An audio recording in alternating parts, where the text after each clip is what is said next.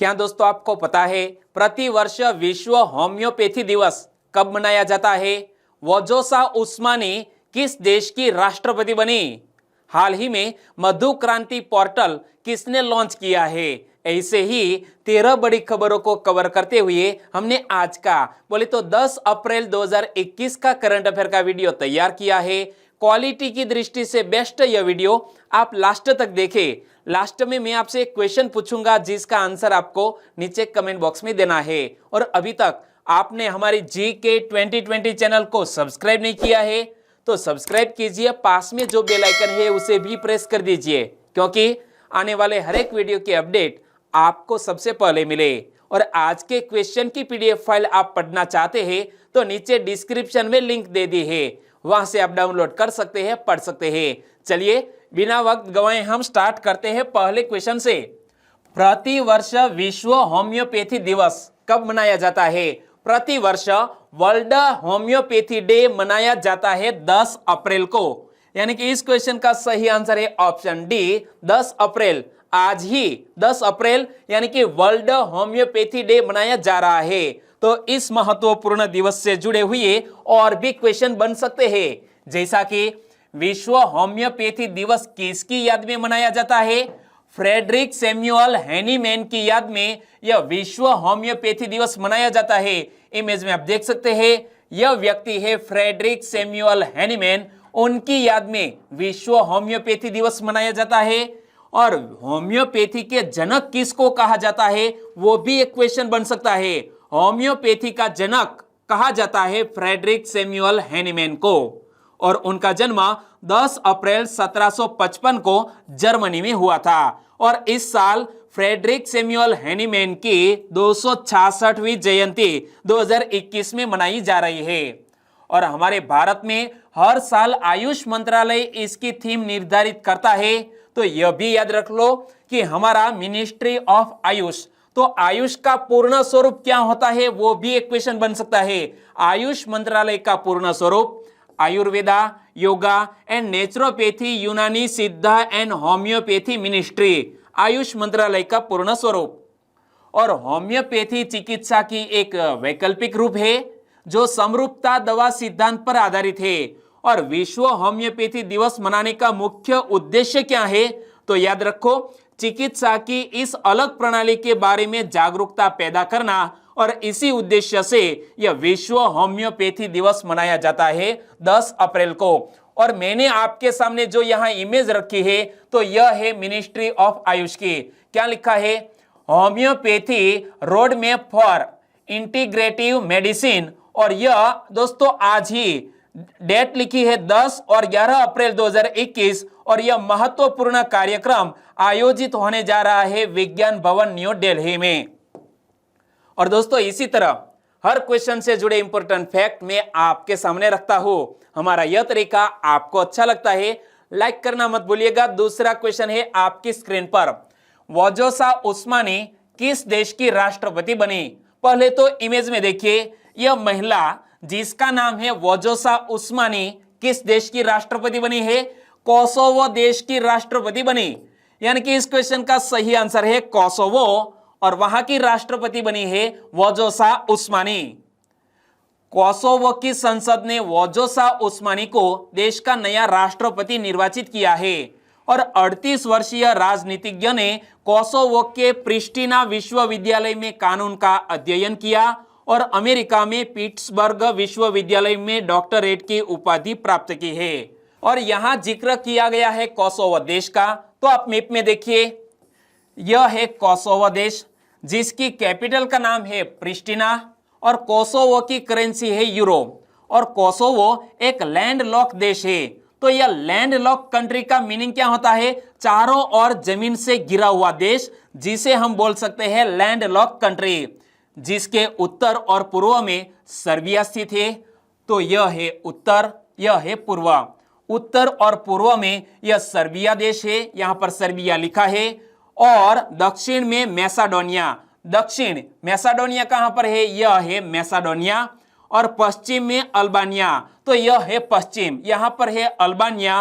और उत्तर पश्चिम में मॉन्टेग्रो स्थित है। तो उत्तर पश्चिम में मॉन्टेग्रो देश स्थित है, यानी कि 4 देशों से घिरा हुआ कोसोवो देश, जिसकी कैपिटल का नाम है प्रिस्टिना। तीसरा क्वेश्चन, मधु क्रांति पोर्टल का शुभारंभ किसने किया? मधु क्रांति पोर्टल का शुभारंभ किया है नरेंद्र सिंह तोमर ने, यानी कि इस क्वेश्चन का सही आंसर है नरेंद्र सिंह तोमर। इमेज में आप देख सकते हैं, उन्होंने हाल ही में मधु क्रांति नामक पोर्टल को लॉन्च किया और वो हमारे केंद्रीय कृषि और किसान कल्याण मंत्री है। हमारे केंद्रीय कृषि और किसान कल्याण मंत्री नरेंद्र सिंह तोमर ने 7 अप्रैल 2021 को एक पोर्टल मधु क्रांति और एक हनी कॉर्नर लॉन्च किया है। और यह मधु क्रांति पोर्टल का उद्देश्य क्या है? किसानों की आय में वृद्धि, रोजगार सृजन और निर्यात में वृद्धि करना। और राष्ट्रीय मधुमक्खी पालन एवं शहद मिशन के तहत इसकी शुरुआत की गई है। तो शहद जांच प्रयोगशाला कहां पर स्थापित की जाएगी गुजरात में? आपको आंसर पता है तो नीचे कमेंट बॉक्स में लिख सकते हैं। मैंने आपको कई बार बताया था, शहद जांच प्रयोगशाला गुजरात के किस शहर में स्थापित की जाएगी। और यहां इस बैनर को पढ़िए, क्या लिखा है? मधु क्रांति पोर्टल, शहद एवं मधु उत्पादों के स्रोतों की ट्रेसिबिलिटी एवं डिजिटलीकरण हेतु पोर्टल श्री नरेंद्र सिंह तोमर, माननीय केंद्रीय कृषि एवं किसान कल्याण मंत्री के कर कमलों द्वारा शुभारंभ किया गया है 7 अप्रैल 2021 को। और यह पोर्टल शहद में मिलावट और संदूषण के स्रोतों की भी जांच करेगी। और भारत विश्व के 5 सबसे बड़े शहद उत्पादक देशों में अपना स्थान बना लिया है और शहद की बिक्री के लिए हनी कॉर्नर का विशेष स्थान है और यह नेफेड द्वारा संचालित है। तो यहाँ क्या लिखा है? हनी कॉर्नर, जिसका भी हाल ही में शुभारंभ किया गया है और इसी के साथ संलग्न है नेफेड। तो नेफेड का मीनिंग क्या होता है? National agricultural cooperative marketing federation. Hindi में कहे तो राष्ट्रीय कृषि सहकारी विपणन संघ। और नेफेड ने 14-15 हनी कॉर्नर का विकास किया है। इमेज में आप देख सकते हैं। और नेफेड का पूर्ण स्वरूप एक बार फिर से पढ़ लीजिए, national agriculture cooperative marketing federation of India limited. चौथा क्वेश्चन, हाल ही में सुपेस नामक अपना आर्टिफिशियल इंटेलिजेंस पोर्टल किसने लॉन्च किया है? सुपेस नामक अपना आर्टिफिशियल इंटेलिजेंस पोर्टल लॉन्च किया है भारत देश के सर्वोच्च न्यायालय ने, यानी कि सुप्रीम कोर्ट ने। यानी कि इस क्वेश्चन का सही आंसर है सुप्रीम कोर्ट। इमेज में आप देख सकते हैं, SUPACE supreme court portal for assistance in courts efficiency इसका पूर्ण स्वरूप है। और इस पोर्टल के माध्यम से सुप्रीम कोर्ट का मामलों की फाइलिंग के समय प्राप्त आंकड़ों की विशाल मात्रा से निपटने के लिए मशीन लर्निंग का लाभ उठाने का विचार भी है। और जस्टिस एल नागेश्वर राव, जो सुप्रीम कोर्ट की आर्टिफिशियल इंटेलिजेंस समिति के अध्यक्ष भी है। कौन? Justice L Nageshwar Rao supreme court की आर्टिफिशियल इंटेलिजेंस समिति के अध्यक्ष भी है। उन्होंने सुपेस के वर्चुअल लॉन्च के दौरान उद्घाटन भाषण दिया। और यहां पर भी लिखा है, क्या लिखा है? Justice L Nageshwar Rao. और भारत के मुख्य न्यायाधीश कौन है? हमारे चीफ जस्टिस ऑफ इंडिया है शरद अरविंद बोबड़े। वो 23 मार्च को सेवानिवृत्त हो रहे हैं, लेकिन शरद अरविंद बोबड़े ने हाल ही में आर्टिफिशियल इंटेलिजेंस समिति के पहले अध्यक्ष भी थे। यह बात भी याद रख लीजिए। और यहां जब हमने जिक्र किया है भारत के सुप्रीम कोर्ट का, तो हमारे कॉन्स्टिट्यूशन के लिहाज से आपको इतने फैक्ट याद रख लेने चाहिए। कौन से फैक्ट? भारतीय संविधान के अनुच्छेद 124 से 147 तक में हमारे सुप्रीम कोर्ट का वर्णन किया गया है। और भारत के उच्चतम न्यायालय का उद्घाटन कब हुआ? 28 जनवरी 1950 को हुआ। और वर्तमान में सर्वोच्च न्यायालय के मुख्य न्यायाधीश कौन है? शरद अरविंद बोबड़े। वो 23 अप्रैल को सेवानिवृत्त हो रहे हैं। और उच्चतम न्यायालय में नियुक्त होने वाली प्रथम महिला न्यायाधीश कौन थी?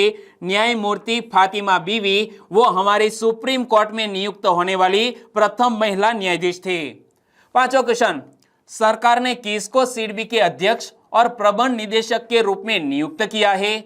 सिडबी का पहले तो पूर्ण स्वरूप पढ़ लीजिए, क्या लिखा है? Small industries development bank of India SIDBI का पूर्ण स्वरूप है। और सिडबी के अध्यक्ष एवं मैनेजिंग डायरेक्टर के रूप में नियुक्त किया गया है हाल ही में एस रमन को। यानी कि इस क्वेश्चन का सही आंसर है option B S Raman. Image में आप देख सकते हैं एस रमन को। सरकार ने एस रमन को भारतीय लघु उद्योग विकास बैंक यानी कि सिडबी के अध्यक्ष और प्रबंध निदेशक के रूप में नियुक्त किया है। और यहां जब हमने बात की है एस रमन की, तो वो कहां पर कार्यरत है? 1991 बैच के भारतीय लेखा परीक्षा और लेखा सेवा अधिकारी एस रमन वर्तमान में भारत की पहली सूचना उपयोगिता national e governance services limited के सीईओ के रूप में कार्यरत है और वो अब सिडबी का कार्यभार संभालने जा रहे हैं। तो सिडबी जिसका हेडक्वार्टर कहां पर स्थित है? उत्तर प्रदेश की कैपिटल लखनऊ में सिडबी का हेडक्वार्टर। सिडबी की स्थापना कब हुई? 2 अप्रैल 1990 को। और किस उद्देश्य से सिडबी की स्थापना की गई है? पुनर्वित्त सुविधाएं और उद्योगों को अल्पकालिक ऋण प्रदान करने के हेतु सिडबी की स्थापना की गई है। छठा क्वेश्चन, भारत के किस नाविक ने इस वर्ष के टोक्यो ओलंपिक के लिए क्वालिफाई करके इतिहास रच दिया है? एक बहुत ही अच्छी खुशखबरी आ रही है कि टोक्यो ओलंपिक 2021 जुलाई में आयोजित होने वाले हैं और इस इवेंट में टोक्यो ओलंपिक में हाल ही में भारत के 4 नाविकों ने क्वालिफाई कर लिया है। और इस क्वेश्चन का सही आंसर है विष्णु सर्वानंद, गणपति चेंगप्पा और वरुण ठक्कर। इन तीनों ने हाल ही में या नाविक में इस इवेंट में टोक्यो ओलंपिक के लिए अपना टिकट कटवा लिया है। और कल ही मैंने आपको नेत्रा कुमानन के बारे में बताया था, तो उन्होंने भी टोक्यो ओलंपिक का टिकट कटवा लिया है। तो कल ही बात की थी ना। तो देखो, पहली बार ऐसा होगा जबकि टोक्यो में होने वाले खेलों में देश के 4 सेलर बोले तो नाविक हिस्सा लेंगे। और 7 अप्रैल को नेत्रा कुमानन टोक्यो खेलों के लिए क्वालिफाई करने वाली पहली भारतीय महिला सेलर बनी थी। और हाल ही में हमारे इन तीनों महानुभावों ने भी टिकट कटवा लिया है। तो वो तीनों कौन कौन से, वो किस खेल से जुड़े हुए हैं, वो भी याद रख लेना चाहिए। तो विष्णु सर्वानंद तथा गणपति चेंगप्पा और वरुण ठक्कर की जोड़ी ने ओमान में चल रहे एशियाई क्वालिफायर्स में यह लक्ष्य हासिल किया है और वो हमारे भारत देश का टोक्यो ओलंपिक में प्रतिनिधित्व करने जा रहे हैं। तो हमारे चैनल की ओर से हार्दिक शुभकामनाएं। बात करते हैं 7वें क्वेश्चन की। आईपीएल 2021 क्रिकेट टूर्नामेंट के 14वें संस्करण का फाइनल मुकाबला कहां खेला जाएगा? हाल ही में शुरू हो चुका है आईपीएल 2021, आगाज हो चुका है और इस साल यह 14वां संस्करण आयोजित होने जा रहा है ड्रीम 11। और यह चमचमाती ट्रॉफी किसके हाथ लगेगी वो तो आने वाला वक्त ही बताएगा। लेकिन 14वां संस्करण जिसका फाइनल मुकाबला खेला जाने वाला है विश्व के सबसे बड़े क्रिकेट स्टेडियम जिसका नाम है नरेंद्र भाई मोदी स्टेडियम, किस शहर में स्थित है? गुजरात के अहमदाबाद में। यहां पर फाइनल मुकाबला होने वाला है, यानी कि इस क्वेश्चन का सही आंसर है अहमदाबाद। आईपीएल 2021 क्रिकेट टूर्नामेंट का 14वां संस्करण चेन्नई के चेपक स्टेडियम में शुरू हुआ। तो यह कहां शुरू हुआ है पहला मैच, वो भी याद रख लो। चेन्नई के चेपक स्टेडियम में शुरू हुआ और पहला मैच किसके बीच खेला गया? मुंबई इंडियंस और रॉयल चैलेंजर बेंगलोर। और मुझसे ज्यादा आईपीएल में आप ज्यादा जानते हैं तो नीचे कमेंट सेक्शन में कुछ ऐसे फैक्ट भी बताना जो एग्जामिनेशन के पॉइंट ऑफ व्यू से बहुत ही महत्वपूर्ण हो। आईपीएल के इस संस्करण के मैच मुंबई, चेन्नई, बेंगलुरु, अहमदाबाद, नई दिल्ली और कोलकाता में होंगे। फाइनल मुकाबला अहमदाबाद में होगा, लेकिन कोविड-19 के चलते कोई भी पब्लिक यहां देखने वाली नहीं है, वो खिलाड़ी ही अपने आप को प्रोत्साहित करेंगे। तो फाइनल मैच में 30 मई को अहमदाबाद के नरेंद्र मोदी स्टेडियम में खेला जाएगा फाइनल मैच। और पिछले साल कोविड महामारी को देखते हुए आईपीएल की टीमें संयुक्त अरब अमीरात गई थी वो आईपीएल खेलने के लिए। 8वां क्वेश्चन, देवी शंकर अवस्थी पुरस्कार 2020 किसको दिया गया? देवी शंकर अवस्थी पुरस्कार 2020 दिया गया है हाल ही में आशुतोष भारद्वाज को, यानी कि इस क्वेश्चन का सही आंसर है आशुतोष भारद्वाज। और हाल ही में अशोक वाजपेयी, नंद किशोर आचार्य और राजेंद्र कुमार, इन तीनों की ज्यूरी टीम ने आशुतोष भारद्वाज को देवी शंकर अवस्थी पुरस्कार 2020 प्रदान करने के लिए नामांकित किया है, यानी कि इस क्वेश्चन का सही आंसर है आशुतोष भारद्वाज। और आशुतोष भारद्वाज की एक किताब है जिसका नाम है पितृवध। पितृवध के लिए आशुतोष भारद्वाज को यह सम्मान मिला है। तो याद रखो, प्रसिद्ध देवी शंकर अवस्थी पुरस्कार आशुतोष भारद्वाज को उनके कार्य पितृवध के लिए दिया गया है और उनका चयन अशोक वाजपेयी, नंद किशोर आचार्य और राजेंद्र कुमार की चयन समिति ने किया था। और आशुतोष भारद्वाज की बात करें तो इमेज में आप देख सकते हैं आशुतोष भारद्वाज को, जिसकी किताब का नाम है पितृवध। तो देखो, आशुतोष भारद्वाज एक देशी अंग्रेजी पत्रकार रहे हैं और बस्तर के उनके अनुभव हिंदी और अंग्रेजी दोनों में ही विवादित रहे हैं। पितृवध पुस्तक अंग्रेजी में द डेथ ट्रैप, क्या द डेथ ट्रैप के नाम से प्रकाशित हुई है। नवा क्वेश्चन, हरे कृष्ण महताब द्वारा लिखित पुस्तक ओडिशा इतिहास के हिंदी अनुवाद का विमोचन किसने किया? पहले तो इमेज में आप देख सकते हैं यह महानुभाव है हरे कृष्ण महताब, उनके द्वारा एक किताब लिखी गई है जिसका नाम है ओडिशा इतिहास और इसके हिंदी संस्करण का विमोचन किया है हमारे प्रधानमंत्री श्री नरेंद्र भाई मोदी ने। यानी कि इस क्वेश्चन का सही आंसर है प्राइम मिनिस्टर नरेंद्र भाई मोदी। क्या लिखा है पढ़ो तो, PM to release Hindi version of Odisha Itihas by doctor Hare Krushna Mahtab on 9 April 2021। यानी कि कल ही यह हरे कृष्ण महताब की ओडिशा इतिहास पुस्तक का विमोचन किया है हमारे प्रधानमंत्री श्री ने। प्रधानमंत्री श्री नरेंद्र भाई मोदी ने 9 अप्रैल को अंबेडकर इंटरनेशनल सेंटर में उत्कल केसरी के नाम से जिसको हम जानते हैं, ऐसे उत्कल केसरी हरे कृष्ण महताब द्वारा लिखित पुस्तक ओडिशा इतिहास के हिंदी अनुवाद का विमोचन किया और हिंदी संस्करण के विमोचन का आयोजन हरे कृष्ण महताब फाउंडेशन द्वारा किया गया। 10वां क्वेश्चन, हाल ही में केंद्रीय रिजर्व पुलिस बल, शॉर्ट में बोले तो सीआरपीएफ का शौर्य दिवस कब मनाया गया? सीआरपीएफ शौर्य दिवस हाल ही में मनाया गया है 9 अप्रैल को। यानी कि इस क्वेश्चन का सही आंसर है 9 अप्रैल सीआरपीएफ शौर्य दिवस मनाया गया। और यह शौर्य दिवस आखिरकार 9 अप्रैल को ही क्यों मनाया जाता है, वो भी एक क्वेश्चन बन सकता है। तो इसका जो रीजन है वो मैं आपको बता रहा हूं। केंद्रीय रिजर्व पुलिस बल यानी कि सीआरपीएफ का 56वां शौर्य दिवस हाल ही में मनाया गया और 9 अप्रैल 1965 के दिन सीआरपीएफ की एक छोटी टुकड़ी ने पाकिस्तान ब्रिगेड के आक्रमण को विफल कर दिया था। और आगे बताऊं तो दरअसल गुजरात के कच्छ के रण में सीआरपीएफ ने पाकिस्तान के हमले को नाकाम करते हुए 34 पाकिस्तानी सैनिकों को मार गिराया था और इस लड़ाई में हमारे सीआरपीएफ के 6 जवान शहीद हुए थे। और इमेज में आप देख सकते हैं 6 जवान शहीद हुए थे, उनका यह स्मारक भी वहां मौजूद है। और यहां क्या लिखा है पढ़ो तो, 9 अप्रैल केंद्रीय रिजर्व पुलिस बल शौर्य दिवस देश की सेवा में सदैव समर्पित है। 9 अप्रैल शौर्य दिवस मनाया जाता है। और यहां हम बात करते हैं केंद्रीय रिजर्व पुलिस बल की, तो इसका हेडक्वार्टर कहां पर स्थित है? नई दिल्ली में। और सीआरपीएफ का गठन कब हुआ? 27 जुलाई 1939 में। और सीआरपीएफ का आदर्श वाक्य क्या है? सेवा और वफादारी। और वर्तमान में ही सीआरपीएफ के महानिदेशक कौन बन गए हैं? कुलदीप सिंह। इमेज में आप देख सकते हैं। और तब भी दोस्तों यह क्वेश्चन भी मैंने आपको बताया था, सीआरपीएफ के महानिदेशक कुलदीप सिंह, नाम मत भूलिएगा। 11वां क्वेश्चन, निम्न में से कौन सा रेलवे जोन भारत में पहला पूरी तरह से विद्युतीकृत रेलवे जोन बन गया है?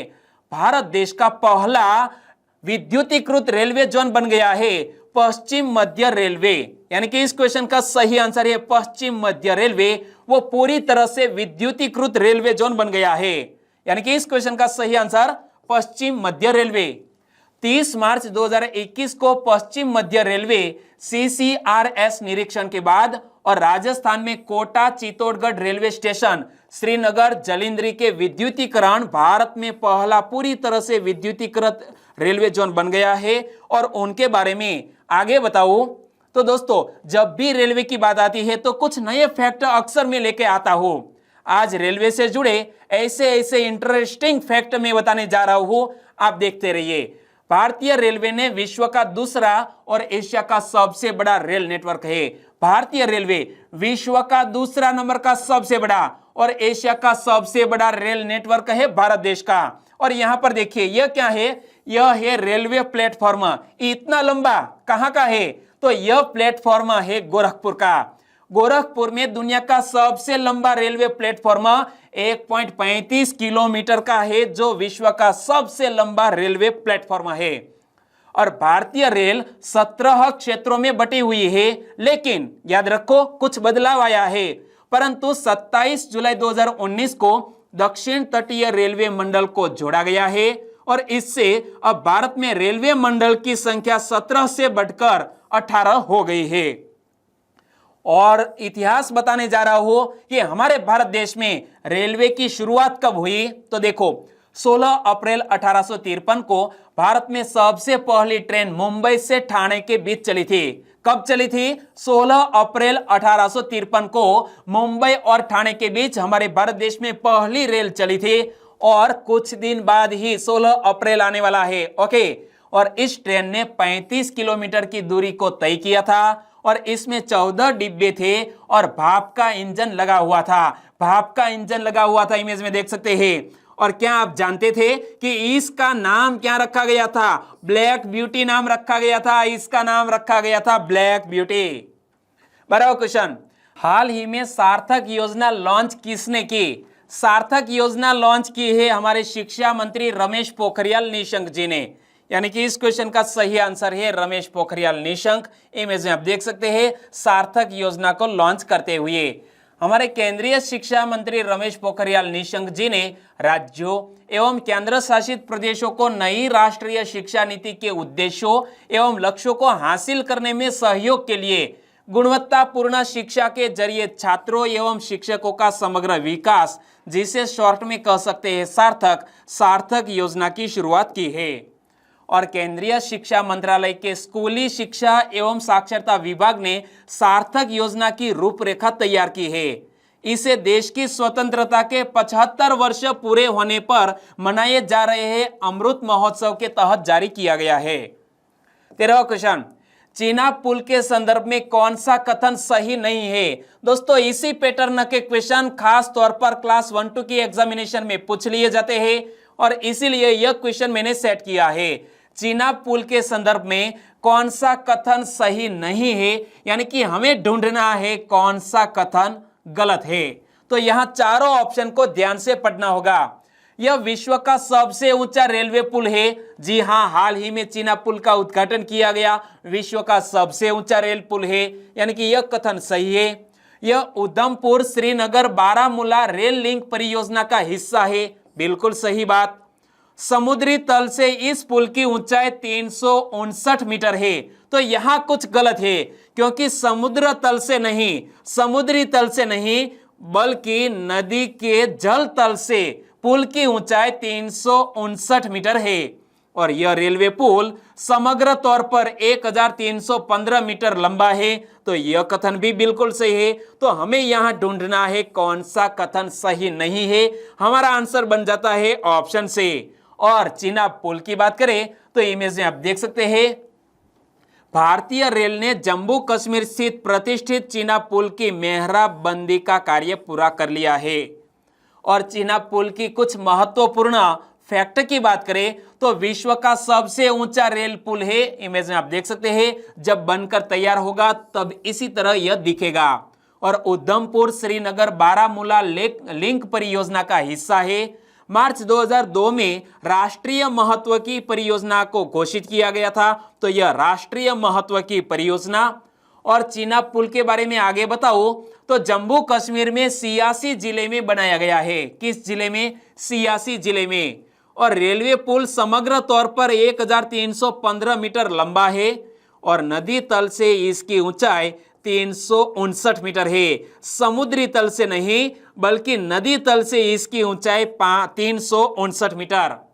और 266 किलोमीटर प्रति घंटा तक की उच्च गति वाली हवाओं का सामना करने के लिए डिजाइन किया गया है। और यह पहली बार है कि डीआरडीओ ने भी इसमें मदद की है।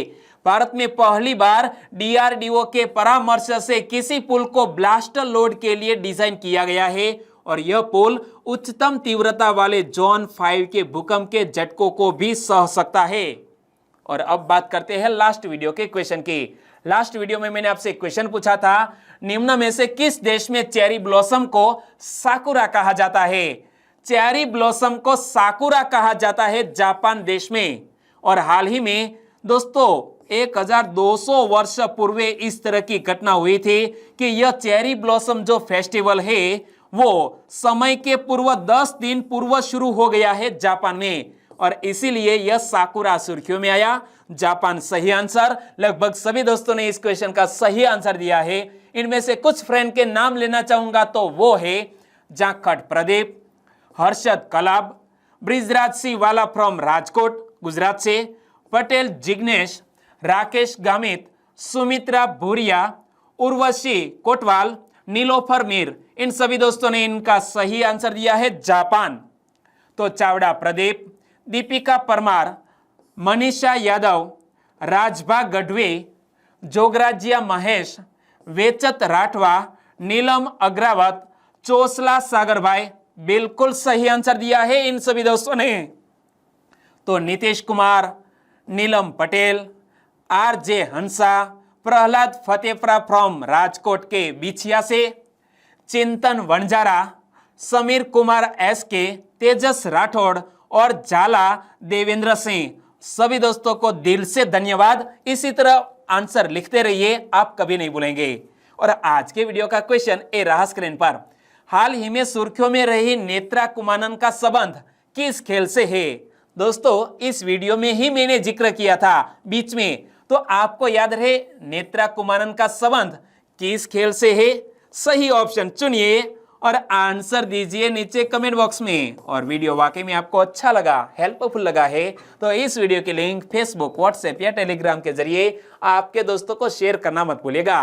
बस छोटी सी उम्मीद के साथ वीडियो खत्म करते हैं, फिर मिलेंगे नए करंट अफेयर वीडियो के साथ। तब तक के लिए टेक केयर एंड जय हिंद।